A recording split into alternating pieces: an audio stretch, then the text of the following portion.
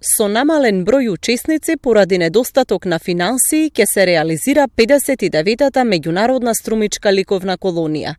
Најстарата во континуитет ликовна колонија во Македонија и една од најстарите на Балканот, годинава ќе функционира со намалени средства од Министерството за култура, но ситуацијата ја спасила општина Струмица, која дала речиси двојно повеќе пари од претходните години. Од Министерство ќе има средства, само што средствата се намалени заради ситуацијата, пандемијата, економската криза.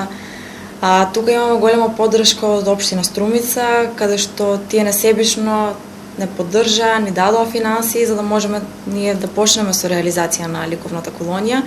Годинава се намалени бројот на учесници, што е еден голем минус за една таква колонија, но таква е ситуацијата и мислам дека треба да знаеме како се справиме во тие услови.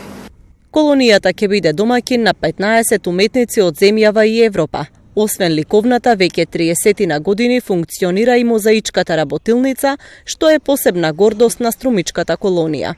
Сме единствена колонија во која се негува ова стара техника мозаик. До година исто 30 години прославуваме мозаичка работилница и 60 години колонија. Тоа е една голема традиција. Например,